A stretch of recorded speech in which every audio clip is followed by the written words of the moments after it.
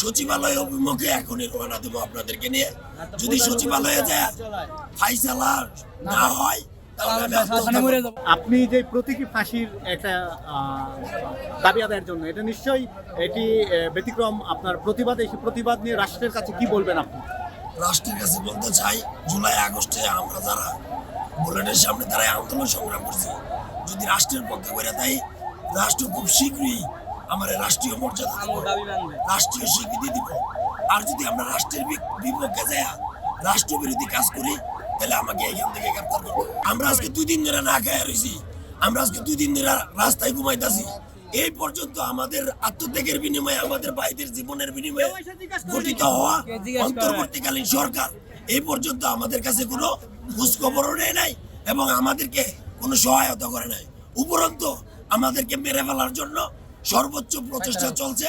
কালকে আমাদের 3 জন আহত ভাইদেরকে গুরুতরভাবে আহত করছে 2টা গাড়ি। সচিবালয় অভিমুখে এখনই রওনা দেবো আপনাদেরকে নিয়ে। যদি সচিবালয়ে যায় ফাইসালা না হয় তাহলে আমি আত্মহত্যা করব।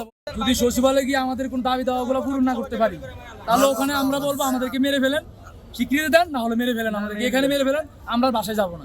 কারণ বাসায় গেলে উল্টা আমরা কথা শুনতে, বকা শুনতে ফ্যামিলির কাছে। কারণ আমরা ফ্যামিলির কাছে এখন বোঝা হয়ে গেছি, আমরা না পারি না জনগণের কাছে সাপোর্ট পাচ্ছি, না ফ্যামিলির কাছে সাপোর্ট পাচ্ছি। এখন রাষ্ট্রীয়ভাবে স্বীকৃতি পাচ্ছি না, কোথায় যাবো আমরা কি রাষ্ট্রের বোঝা হয়ে গেলাম? ঠিক আছে, সচিবালয় যাবো, সচিবালয় যদি আমরা দাবি দাওয়া আদায় করতে পারি আমরা তাহলে আত্মহত্যা করবো, রাষ্ট্রের বলো আমাদেরকে মেরে ফেলবে।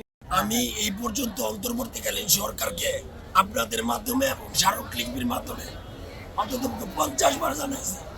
অন্তর্বর্তীকালীন সরকার শুধুমাত্র আমাদেরকে আশ্বাস দেয় 7 মাস আর সিঙ্গেসার করে কফি দিয়া যা, পরবর্তীতে আমাদেরকে জানাও না।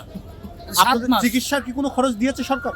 চিকিৎসার কোনো খরচ দেয় নাই, তবে আমি ব্যক্তিগতভাবে জুলাই ফাউন্ডেশন থেকে 1,700,000 টাকা পাইছি।